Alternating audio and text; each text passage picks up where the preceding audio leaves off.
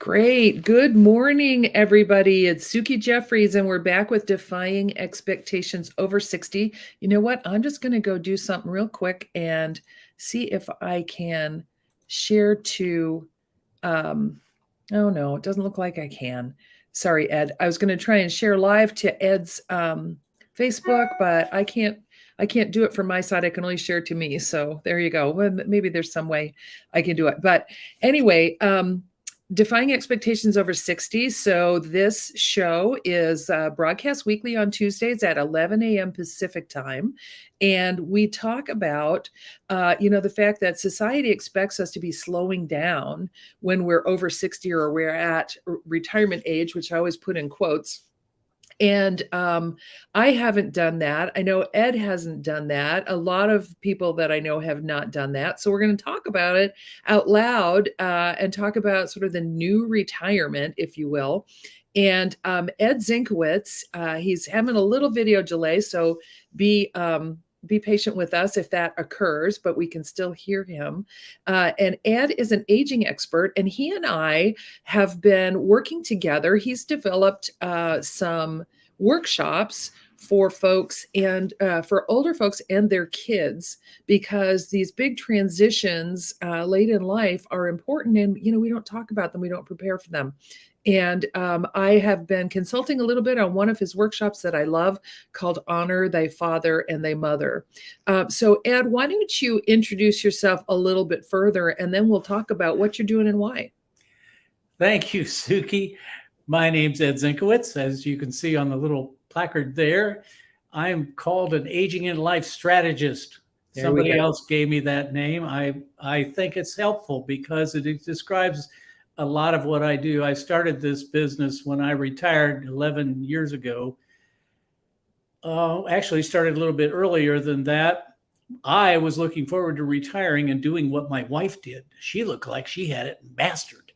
She did a little of this, a little of that, but not a lot of one thing. And that looked really good.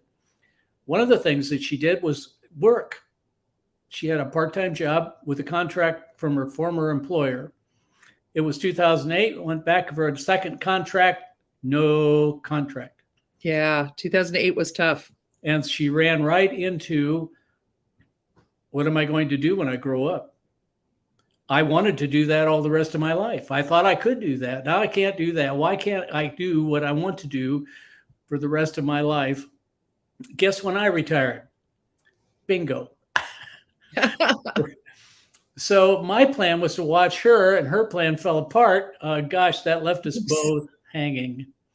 So what do you do? And we started talking about it. We started working on it. We started looking for resources.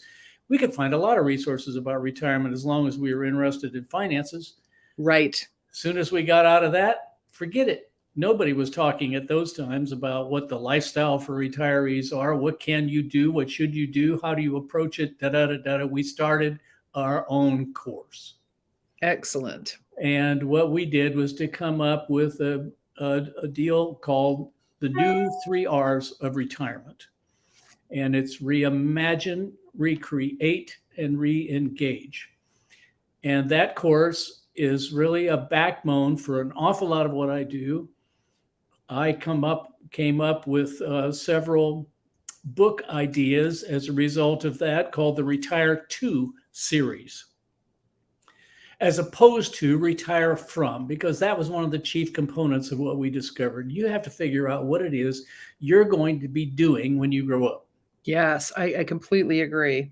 So we came up with, and these days I refer to it as joy through purpose, or engagement through purpose, make friends, and keep up.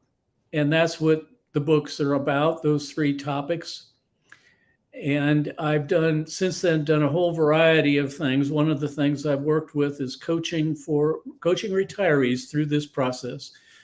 You can look at my website and find that at Retirement Kickstart and sign up for a little date, and we can talk. Where are you? Are you stuck? How can I help you? Yeah, that's awesome. And I recommend that you do that. Ed's a really great guy to talk to.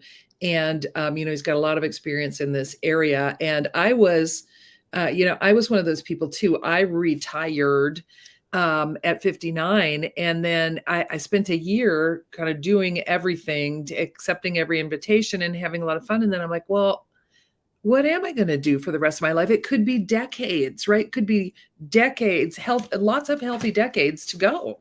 Yeah. We found first off that there were three kinds of surprises in retirement. One is you're going to miss work. Yeah. I didn't miss work. Yeah. Now, some people, my wife missed work. She liked bricklaying and she wanted to do some more bricklaying. Other people could care less. Right. But we found there are several benefits from work you don't realize they're there until they're not there anymore.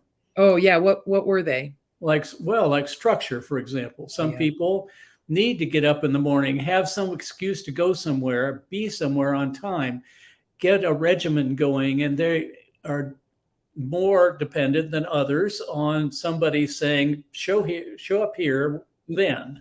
Sure.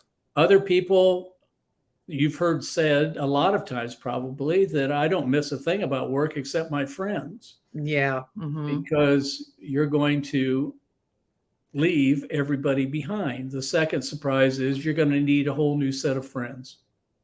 Yeah, that is a surprise. Third surprise is one you've already mentioned. Retirement's going to take a long time. Aging takes time. And this generation is the first one that ever had this much free time, healthy time that was guaranteed, not guaranteed, of course, we can't do that, but it's still an awful lot of road and you have a lot of contours in there. When I started looking at the contours, I ran into another set of challenges. What was that? I call it fears of aging. Oh my gosh. Yeah.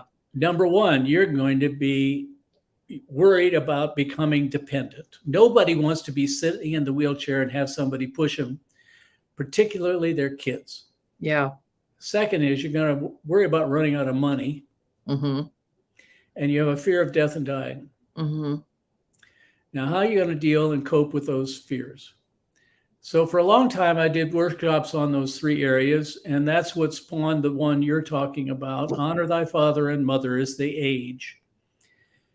I got a company here in town in Nashville, Tennessee, to ask me to come and do that first workshop.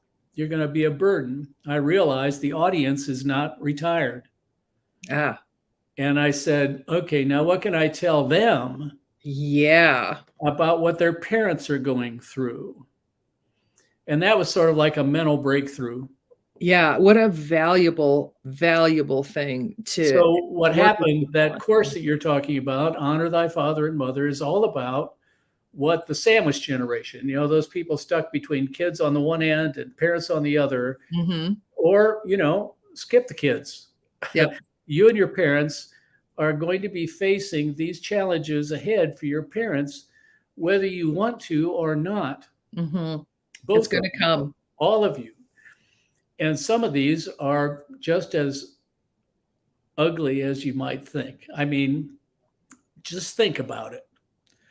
Do you want to give up your car keys if you're retired? Yeah, that would be so hard. If you're, so-called middle-aged, do your parents want to give up the car keys? And a lot of the reaction is over my dead body.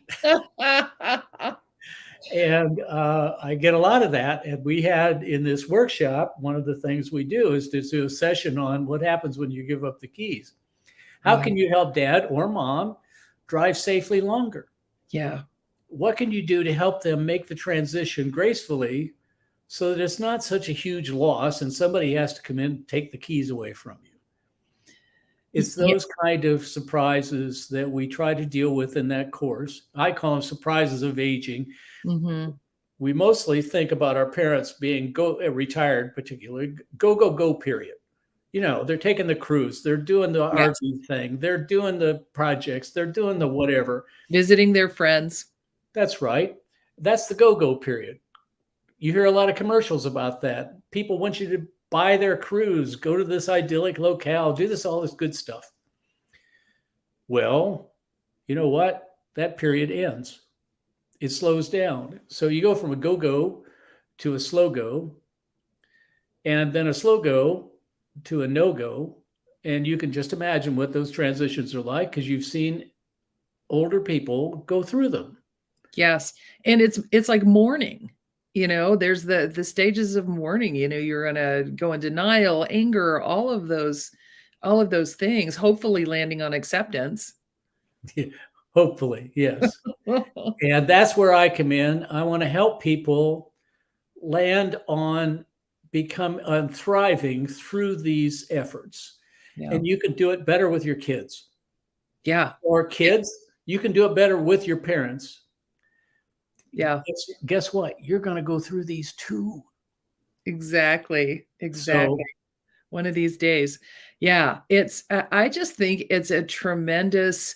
I love the lane you're in, because there are so many of us in I call it the wisdom generation, who, these changes are coming in, and don't let it be a surprise. Honest conversation with your parents. And if you are, later or not as healthy, honest conversation with yourself about what's coming. And I know that you talk about giving up the car keys, you talk about downsizing, or possibly moving out of the home that you've been in for maybe half your life, and how planning for them makes the transition easier. yeah, it Mhm. really does. My wife and I have been in this house. Next year would be 50, not this house, but in Nashville, 50 years. Mm, And all but 4 of those are in this house. that's a long time. You can bet there are surprises in the attic we didn't even know they were there. And you don't want to go up there and find out at this point. Yeah. Yeah, that's definitely true.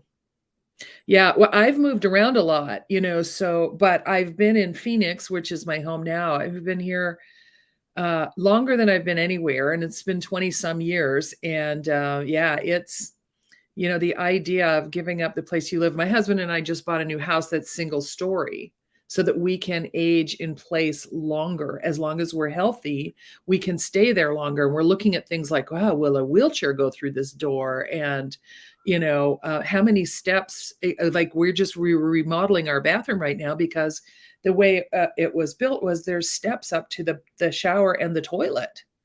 And I'm thinking, that's just one more thing to fall off in the dark. Right. Exactly. Yeah. So, We have been proactive most of our retirement. And if there's one key word that would guide what you do, it's exactly that. You have to be proactive. Long before we worried about falling in the bathtub, when we had the bathroom remodeled, we said, someday it's going to be a whole lot harder to step up over the curb yeah. of a bathtub to get in the shower.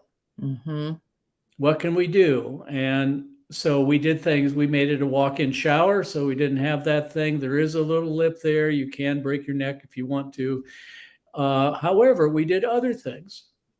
We found this company that has decorative appliances for the bathroom. Did you know that you could get a weight-bearing toilet roll? What? No, that's awesome. Yeah, so you're sitting there and it's getting harder for you to get up and down. You can grab that sucker and push yourself up. Yes. Yes. And it's very helpful. We have a weight-bearing towel rack in the back of the shower. And the soap dispenser in the corners, little round dealy, is weight-bearing too. In other words, what happens is when they put it in, they made sure that it was engaged with the Studs and things. studs. Thank you. That's the right word.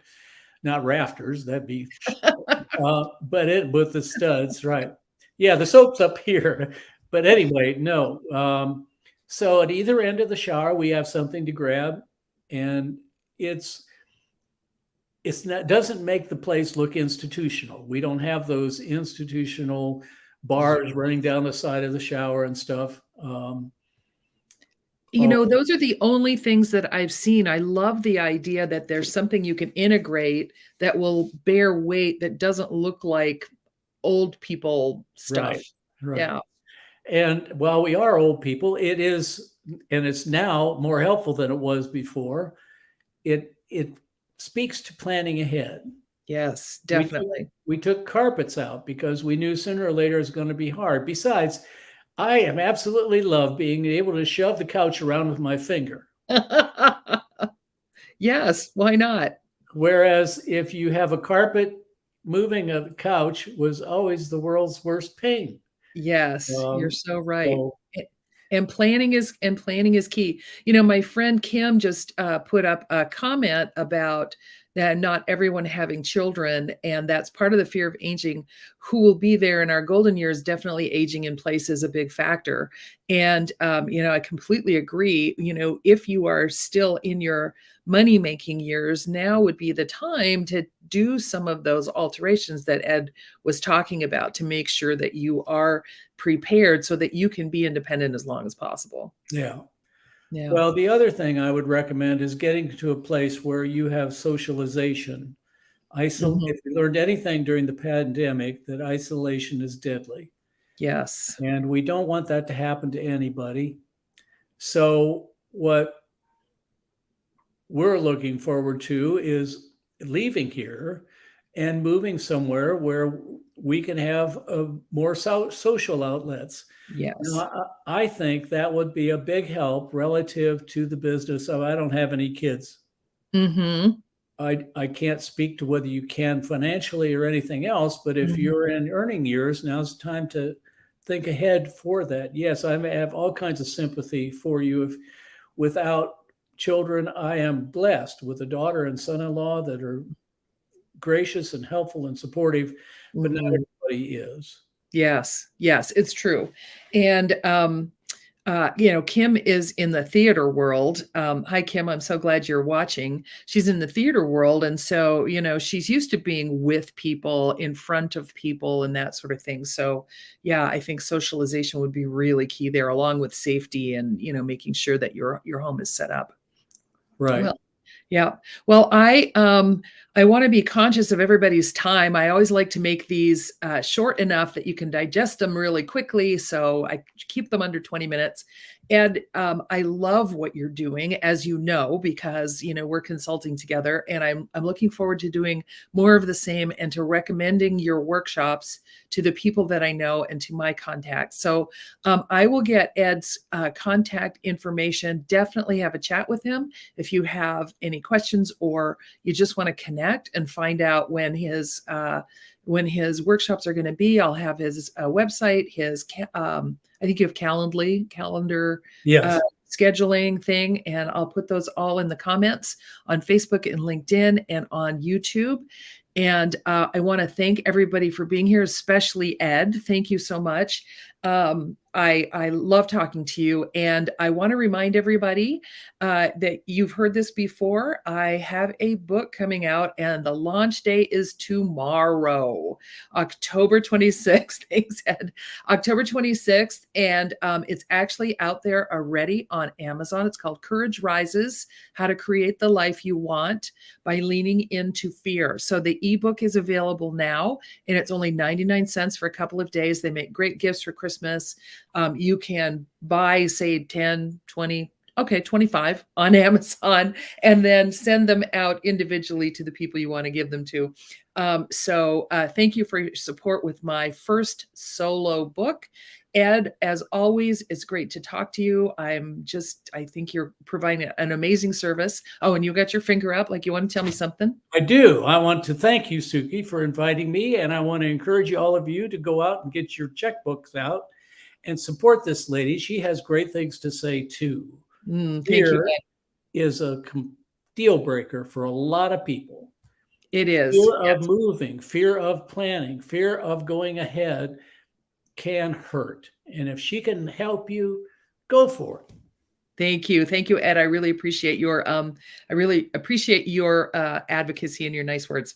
Okay, thank you, everybody. That's Defying Expectations Over 60. We'll come to you again next Tuesday And off the top of my head, I don't know who my guest is, but we'll have somebody really great like Ed to talk to you then. Thank you. Bye, everybody.